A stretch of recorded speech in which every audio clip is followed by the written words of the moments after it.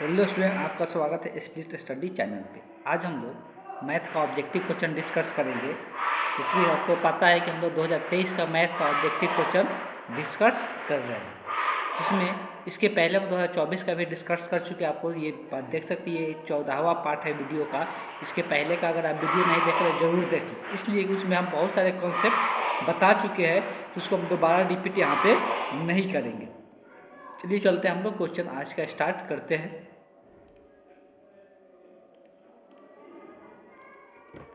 पिछले क्लास में हम लोग 26 नंबर क्वेश्चन तक कंप्लीट कर चुके थे, तो आज हम लोग क्वेश्चन नंबर 27 से स्टार्ट करेंगे।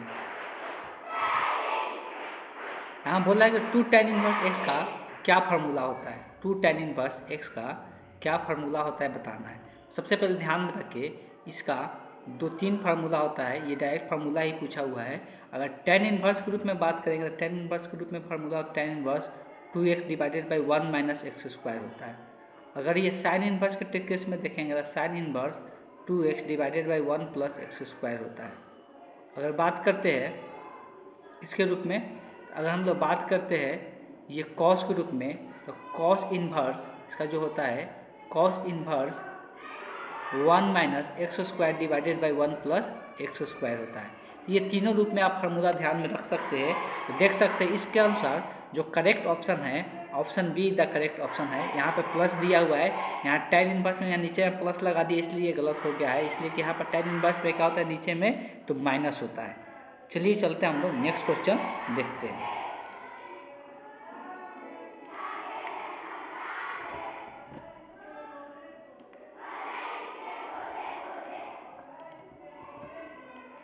इस क्वेश्चन का बात करेंगे तो कॉट इनवर्स x का मान पूछा है। यहाँ पर π/2 भी दिख रहा है। तो एक हम लोग फंक्शन जानते हैं, इन्वर्स का फार्मूला भी पढ़े हम लोग कि साइन इनवर्स x जो एक दूसरे के जो पूरक होते हैं, साइन कॉस का पूरक होता है, दोनों का योगफल जो होता है π/2 के बराबर होता है। ये इसके पहले भी हम डिस्कस कर चुके हैं।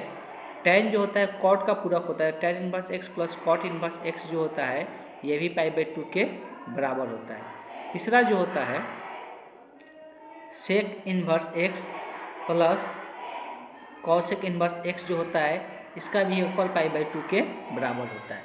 अब अगर बात करते हैं यहाँ से हमको कॉट का मान पूछा है, तो यहाँ से कॉट का मान जब निकालेंगे तो यहाँ पर tan इनवर्स प्लस में है, इधर आएगा तो माइनस में। यहाँ से कॉट इनवर्स का मान क्या निकल के आएगा, π/2 माइनस tan इनवर्स x बन जाएगा।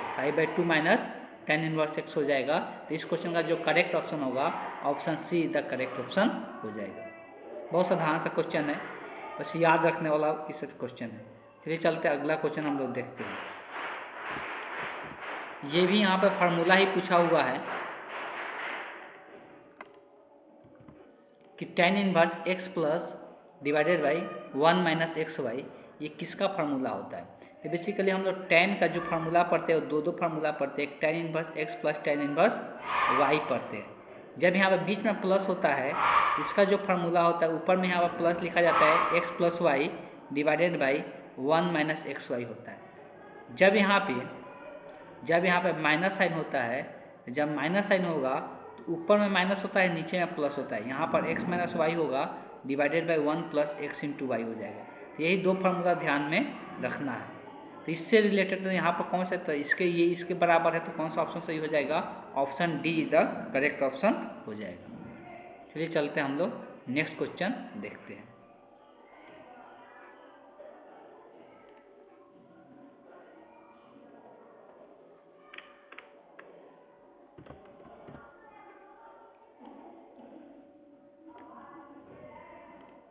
इसके लिए भी शुरुआती वीडियो में ही डिस्कशन बहुत लंबा कर चुके हैं। इसके लिए भी शुरुआती वीडियो में ही बहुत लंबा डिस्कशन कर चुके हैं, इसलिए यहाँ पे हम ज़्यादा डिस्कस नहीं करेंगे। यहाँ पे ध्यान क्या रखना है, तो साइन इनवर्स साइन एक्स ये एक्स के बराबर होता है कब, जब एक्स बिलोंग टू माइनस π/2 से π/2 के बीच में होना चाहिए। एंगल यहाँ पर ये एंगल को इन्वर्स रहता है तो रेशियो को दर्शाता है, जब साइन रहता है तो ये एंगल को दर्शाता है। यहाँ एक्स का एंगल कितना, माइनस π/2 से π/2 के बीच में होना चाहिए। अगर यहाँ पर बात करते हैं तो 2π/3 है जो कि 120 डिग्री होता है, ये माइनस 90 से 90 डिग्री तक बता रहा है। तो ये इसके रेंज में नहीं है, तो डायरेक्ट हम लोग ये फार्मूला यूज नहीं कर सकते हैं, तो इसके रेंज में लाएंगे। और इसके रेंज में लाने के लिए ये कितना है, तो ये एंगल है जो 120 है। तो 120 जो है या तो π/2 मतलब 90 में कुछ जोड़ेंगे तो 120 आ जाएगा, या 180 में से कुछ घटाएंगे तो 120 आ जाएगा। लेकिन 90 में जोड़ के कुछ लाने की कोशिश करेंगे तो ये पूरक होगा, और साइन कॉस का पूरक होता है, यहाँ पर कॉस में बदल जाएगा, तो फिर ये हम फार्मूला यूज नहीं कर पाएंगे। इस रीजन से करना क्या है यहाँ पे कि पहले इसको हम लोग देखेंगे पाई में से क्या, इसको पाई भी बोलते हैं, तो पाई में से क्या घटाएंगे तो 120 आ जाएगा, तो उसको इस रूप में चेंज करेंगे। तो साइन यहाँ पर लिख देंगे पाई में से मतलब 180 में से क्या घटाएंगे तो 120 आएगा, तो 60 डिग्री, और 60 डिग्री का क्या लिखते हैं, π/3 लिखते हैं। तो अब यहाँ से हमको पता है कि साइन पाई माइनस थीटा क्या होता है, साइन थीटा होता है। साइन पाई माइनस थीटा क्या होता है, साइन थीटा होता है। थीटा की जगह कितना है, π/3। अब बशर्ते कि ये प्लस में होगा कि माइनस में, तो पाई में से कुछ एंगल घटा रहे थे, कौन सा कोऑर्डिनेट होगा, सेकंड कोऑर्डिनेट, और सेकंड कोऑर्डिनेट में साइन पॉजिटिव होता है तो ये प्लस में ही रह जाएगा। अब ये जो π/3 है, अब इसके रेंज में है, तो ये फार्मूला हम लोग यूज कर सकते हैं कि साइन इनवर्स साइन अगर रहेगा तो यहाँ पर जो भी रहेगा वही उसका मान हो जाता है, तो यहाँ पर क्या हो जाएगा, π/3 हो जाएगा। तो इस क्वेश्चन का जो करेक्ट ऑप्शन है, option A is the correct option हो जाएगा। चलिए चलते हैं हम लोग नेक्स्ट क्वेश्चन देखते हैं।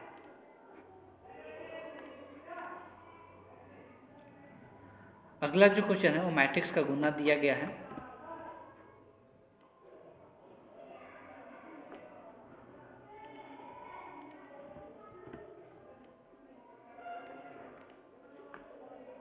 तो गुना का बात है यहाँ पे, ये 13 है, -1 है, 15 है, 4 है।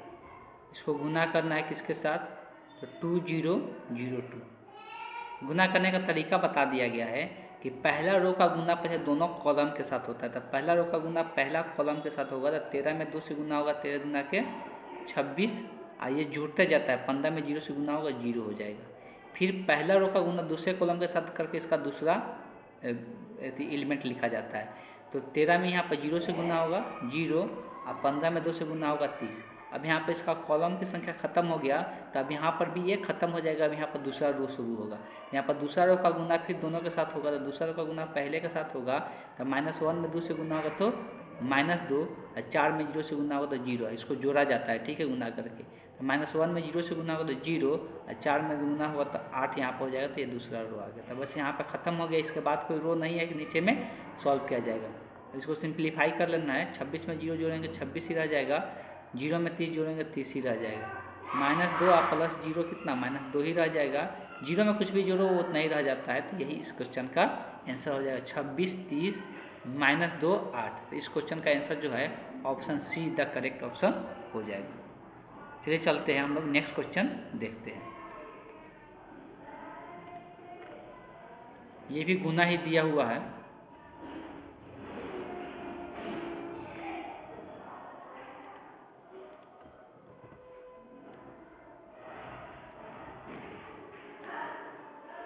अब यहाँ पे दिया हुआ है गुना में, तो यहाँ पर एक बार पहले लिख लेते हैं,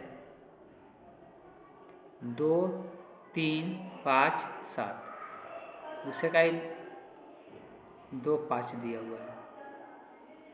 तो पहला रो का गुना पहले कॉलम के साथ होता है, और उसको पहला रो में हम लोग लिखते हैं। तो पहला रो का गुना पहले कॉलम के साथ, 2 में 2 से गुना होगा 4, और 3 में 5 से गुना होगा 15, तो ये दोनों को जोड़ा जाता है। अब पहले रो का जब दूसरे कॉलम के साथ होता है तब इसको यहाँ लिखते हैं, लेकिन दूसरा कॉलम है ही नहीं, तो बस इसका एक ही कॉलम बनेगा, इसका आगे नहीं होगा। अब दूसरा रो का गुना दूसरे कॉलम के साथ होगा तो ये दूसरा रो में लिखाएगा। तो 5 गुना कितना हो जाएगा, 10, प्लस 7 बचे कितना हो जाएगा, 35। बाकी तो और आगे है नहीं, तो बस इतना ही पर ये खत्म हो जाएगा। तो ये क्या आ गया, जुड़ कर 4 और 15 कितना हो गया, 19, और 35 और 10 कितना हो गया, 45। तो ये इस क्वेश्चन का आंसर हो जाएगा, option D the correct option हो जाएगा। चलिए चलते हैं हम लोग नेक्स्ट क्वेश्चन देखते हैं।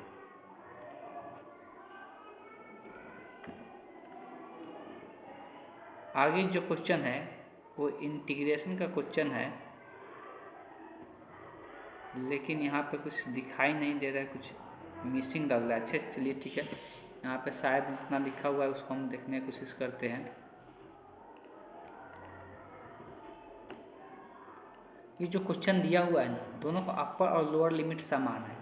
मतलब क्या है, ये -π/2 है, -π/6 है, और ऊपर में π/6 है शायद। कंफर्म नहीं है, पाई/6 है, और यहाँ पे है tan theta into d theta. अब यहाँ पर बात हो रहा है कि tan थीटा है, तो tan थीटा जो होता है वो tan थीटा जो होता है ये सम फलन है कि विषम फलन है, तभी जाकर हम लोग डिसाइड कर सकते हैं कि इसका आंसर क्या होगा। ये सम फलन है कि विषम फलन है, पहले ये हमको डिसाइड करना पड़ेगा कि ये है क्या। अगर ये विषम फलन होगा तो इसका मान 0 हो जाएगा। विषम फलन कैसे पता चलता है? अगर फलन हम एफ ऑफ थीटा मान लेते हैं tan थीटा को, थीटा के जगह माइनस थीटा रखेंगे तो tan क्या हो जाएगा? tan माइनस थीटा हो जाएगा।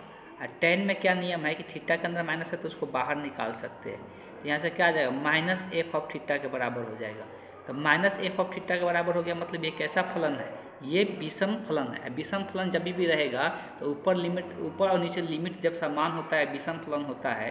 अगर -a to a है F of x into D x, ये अगर 0 के बराबर होता है कब? जब एफ ऑफ एक्स क्या होता है? बराबर होता है minus F of minus x बराबर होता है F x minus of F of x के बराबर होता है। इसका मतलब होता है कि ये विषम फलन है। अगर ये प्लस में आ जाता है तो सम फलन होता है, तब फिर 0 नहीं होता है। लेकिन इस केस में ये विषम फलन है, इसलिए इस क्वेश्चन का जो करेक्ट ऑप्शन होगा option A is the correct option हो जाएगा। चलिए चलते हैं हम लोग नेक्स्ट क्वेश्चन देखते हैं। तो ध्यान ये भी देना है कि ज़्यादातर इंटीग्रेशन में अगर ऑब्जेक्टिव क्वेश्चन है, और ये लिमिट एक तरफ -a और +a के रूप में दिया हुआ है, तो ज़्यादातर फलन कैसा देगा? ज़्यादातर फलन विषम फलन ही देगा। इस बात को ध्यान में रखना, वो विषम फलन ही ज़्यादातर रहेगा। उस केस में क्वेश्चन का आंसर लगभग 99% चांस रहेगा कि 0 रहेगा। चलिए चलते हैं अगला क्वेश्चन हम लोग देखते हैं।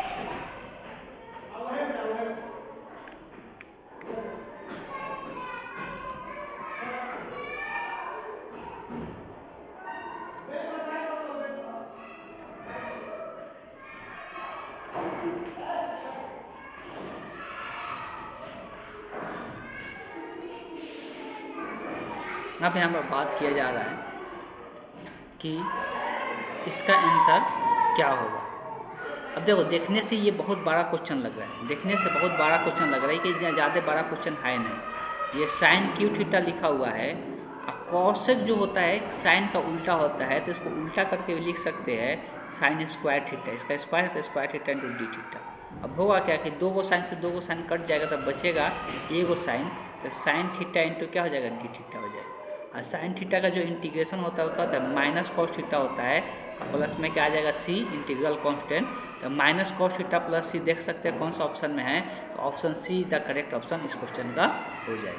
बस बहुत सिंपल था, बस यहाँ पर एक लोचा दे दिया था, यहाँ पर त्रिकोणमितीय फॉर्मूला यूज करना था। ठीक, चलिए चलते हैं नेक्स्ट क्वेश्चन देखते हैं।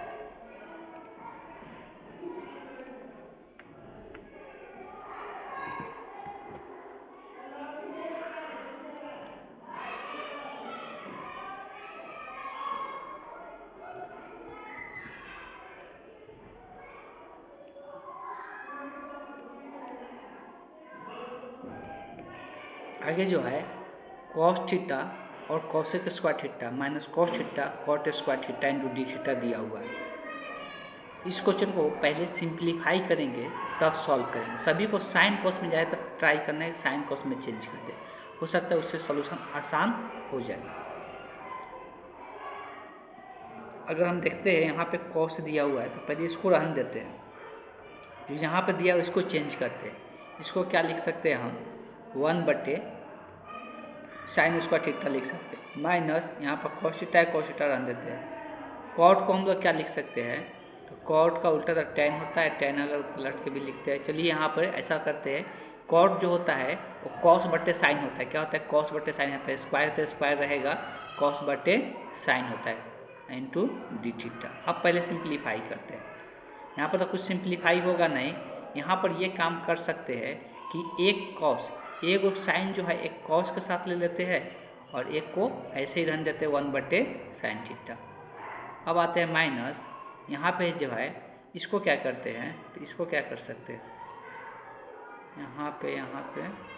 यहाँ पे कोई चीज़ तो दिख नहीं रहा है, सेक में चेंज कर सकते हैं क्या? कॉसेक स्क्वायर में चेंज कर सकते हैं, तो क्या कर सकते हैं, यहाँ पर कोई उपाय नहीं दिख रहा है, कोई उपाय नहीं दिख रहा है।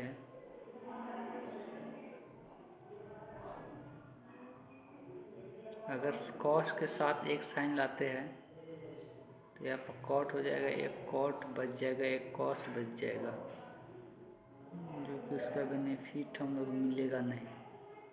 कैसे दे दिया क्वेश्चन, कुछ गलती दिया है क्या? क्वेश्चन में हम लोग मिस मैच लग रहा है।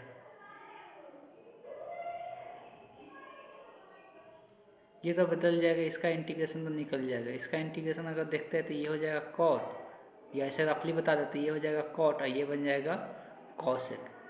और cot x into cosec theta का इंटीग्रेशन होता है, ये होता है कॉसेक थीटा हो जाता है, तो ये तो बन जाएगा। ये तो इसका तो आंसर आ जाएगा, ये हो जाएगा कॉट थीटा हो जाएगा, तो ये तो कॉट थीटा हो जाएगा। लेकिन वो कैसे होगा, वहाँ पे तो कुछ ना कुछ मिस्टेक क्वेश्चन में लग रहा है। जहाँ तक अभी तक उम्मीद है ये क्वेश्चन में कुछ ना कुछ मिस्टेक लग रहा है।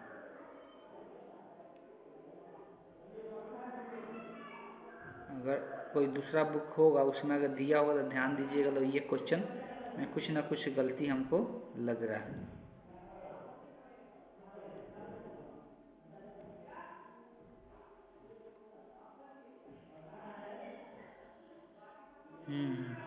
तो ये question something is wrong in this question.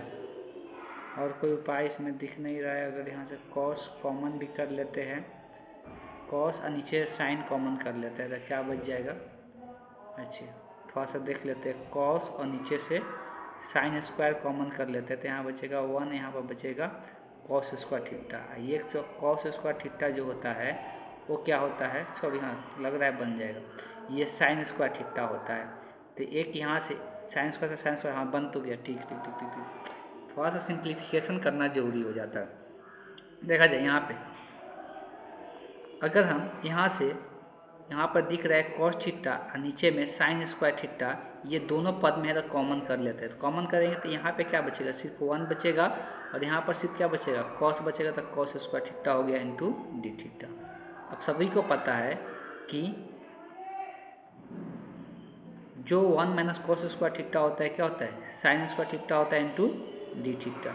यहाँ से ये कैंसल आउट हो जाता है तो ये क्या बचेगा, cos theta into d theta. Cos theta का इंटीग्रेशन सभी को पता है क्या होता है, साइन थीटा होता है। और प्लस में क्या हो जाएगा, सी ऐड करे या के ऐड करे वही इस क्वेश्चन का आंसर हो जाएगा। तो इस क्वेश्चन का जो सी ऑप्शन है, सी द करेक्ट ऑप्शन हो जाएगा। चलिए चलते हम लोग नेक्स्ट क्वेश्चन देखते हैं।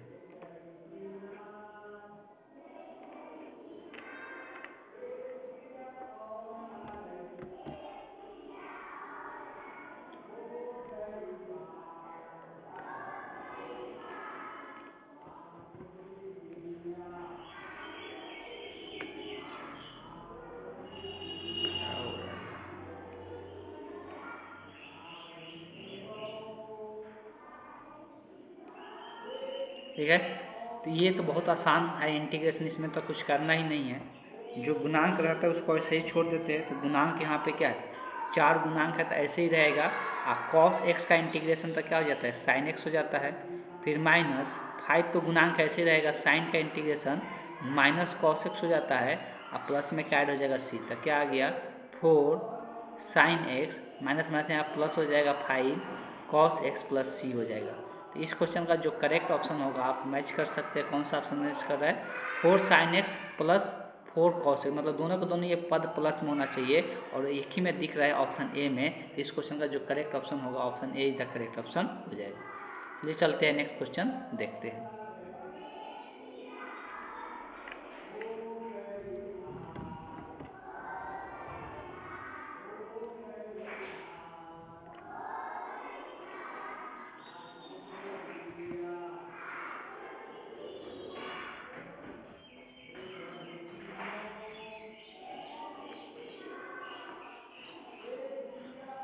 इस क्वेश्चन को देखते हैं। यहाँ पे जब भी इतना बड़ा सा क्वेश्चन दिया हुआ है, नीचे में भी कुछ दिया ऊपर में भी कुछ दिया हुआ है, तो हो सकता है नीचे का डेरिवेटिव ऊपर में हो। और नीचे का डेरिवेटिव ऊपर में हो तो एक लाइन में आंसर बता सकते हैं। पहले नीचे का डेरिवेटिव देखते हैं। तो 2 कॉस का डेरिवेटिव क्या होता है, तो माइनस साइन एक्स होता है। कॉस का derivative minus sine x plus 3 sine का डेरिवेटिव क्या होता है, कॉस एक्स होता है। अब इसको सिंप्लीफाई करते हैं। ये देख सकते हैं, पहले ये प्लस वाला को पहले लिखते हैं 3 कॉस एक्स और ये माइनस में लिखा गया -2 साइन एक्स। देख सकते हैं कि इसका जो नीचे का डेरिवेटिव लिए वही ऊपर में दिया हुआ है, और जब नीचे का डेरिवेटिव ऊपर में रहता है तो इंटीग्रेशन क्या हो जाता है, सिर्फ नीचे वाला का लॉग लग जाता है। सिर्फ क्या हो जाता है, नीचे वाला का लॉग लग जाता है। नीचे में क्या है 2 cos x plus 3 sine x का क्या हो जाएगा, लॉग लग जाएगा। यही इसका इंटीग्रेशन हो जाएगा, प्लस सी हो जाएगा। तो ये फार्मूला ही बताए थे कि जब ऐसा कोई फलन है कि नीचे का डेरिवेटिव मतलब नीचे वाला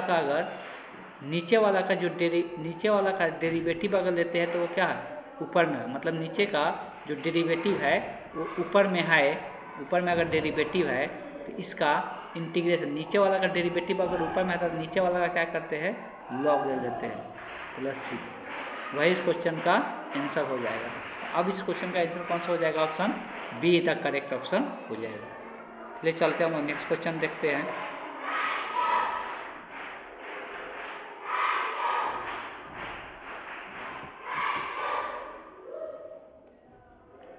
ऐसा ही बहुत सारा क्वेश्चन पूछा जाता है।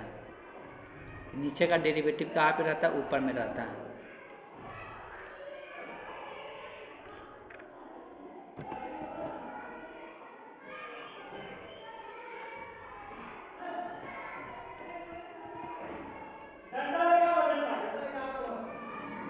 देखिए यहाँ पर भी वही फंडा है, नीचे का डेरिवेटिव ऊपर में। नीचे का डेरिवेटिव x के पावर 3 का डेरिवेटिव कितना होगा, तो यहाँ पर लिख भी देते हैं एक बार। इसका जब नीचे वाला का डेरिवेटिव ऊपर में रहेगा, यहाँ पर डेरिवेटिव लेंगे तो x के पावर 3 का पावर के नियम से क्या होगा, 3 × x के पावर 2।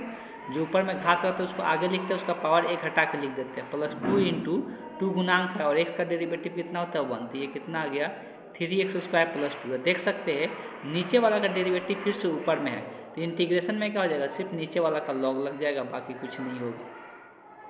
ये डायरेक्ट फार्मूला हम लिखवाए भी थे कि नीचे वाला का सिर्फ लॉग लगा देना है। तो देख सकते हैं कौन सा आंसर सही हो जाएगा, तो option D the correct option हो जाएगा।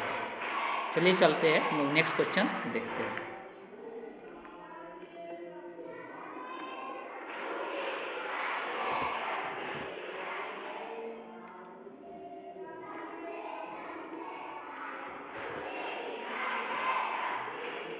इस क्वेश्चन को देखेंगे तो ये डायरेक्ट फार्मूला पे है। फार्मूला पे कहने का हमारा मतलब क्या है कि हम एक चीज़ जानते हैं कि 1/x² प्लस a² का इंटीग्रेशन क्या होता है, तो 1/a tan inverse x/a plus c होता है। यही इंटीग्रल फार्मूला हम लोग यूज करने वाले हैं, लेकिन यहाँ पर a² के पद में इसको यहाँ पे लिखना पड़ेगा। तो जो इंटीग्रल दिया हुआ है तो 1/x² तो है ही, 5 है तो 5 के स्क्वायर के रूप में कैसे लिख सकते हैं, तो √5 का क्या लिख सकते हैं, स्क्वायर लिख सकते हैं, इंटू dx हो जाएगा। ठीक, तो यहाँ से आप फार्मूला यूज करेंगे, a का मान होगा √5, तो क्या आ जाएगा 1/√5 tan इनवर्स x/a का मान √5 हो जाएगा प्लस c हो जाएगा। तो यही इस क्वेश्चन का आंसर हो जाएगा। आप देख सकते हैं इस क्वेश्चन का जो करेक्ट ऑप्शन है कौन सा हो रहा है, option see the correct option हो जा रहा है।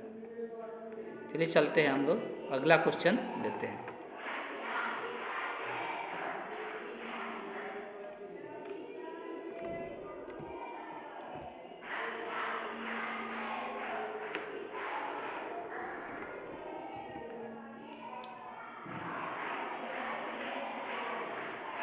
यहाँ पे दिया हुआ है, यहाँ पर सबसे पहले ध्यान ये देना है कि अपर और लोअर लिमिट समान है, सिर्फ माइनस साइन लगाया गया है।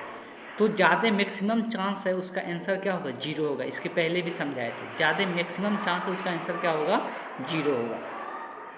अब ये 0 चेक करने के लिए कैसा फलन होना चाहिए, विषम, मतलब इवन फलन ये होना चाहिए। जो यहाँ पर फलन दिया हुआ है log 3 + x divided by 3 - x, ये जो फलन दिया हुआ है, तो यहाँ पे ध्यान रखने वाला बात क्या है कि जब इसका x की जगह -x को रिप्लेस करेंगे तो ये क्या हो जाएगा, विषम फलन बन जाएगा। देख सकते हैं यहाँ पर x - x की जगह -x रखेंगे तो 3 - x हो जाएगा, यहाँ पर -x रखेंगे तो ये प्लस में हो जाएगा। और लॉग का प्रॉपर्टीज होता है कि इसको पलट के लिख सकते हैं, पलट कैसे लिख सकते हैं, लॉग का भी प्रॉपर्टी यूज नहीं कर रहे हैं हम लोग। इसको ऐसे लिख सकते हैं, नीचे वाला पद को ऊपर में, ऊपर वाला को नीचे में लिख सकते हैं, बशर्ते इसका घात कितना हो जाएगा माइनस। कहने का हमारा मतलब ये है कि ए बटे बी को बी बटे ए लिख सकते हैं, घात कितना लगाना पड़ेगा, -1 लगाना पड़ेगा। ठीक, यही चीज़ यहाँ पे यूज की।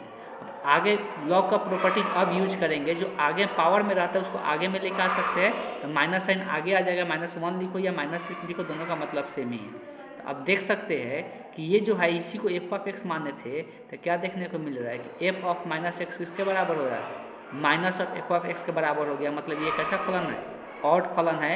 इसको हिंदी में हम लोग क्या कहते हैं, विषम फलन कहते हैं। तो ये विषम फलन हो गया। अब विषम फलन होगा तो जब भी ऊपर नीचे लिमिट समान रहेगा, एक में माइनस रहेगा, तो उसका उस क्वेश्चन का जो आंसर होगा क्या हो जाएगा, 0 हो जाएगा। और इसके पहले ही बता दिए कि जब भी लिमिट समान दिखेगा, -a to a दिखेगा कहीं पर भी, तो मैक्सिमम चांस है, 99% चांस है उसका आंसर क्या होगा, 0 होगा। इस बात को ध्यान देना है। चलिए, तो आज के क्लास को हम यहीं पे एंड करते हैं। नेक्स्ट क्लास में हम लोग आगे का क्वेश्चन डिस्कस करेंगे।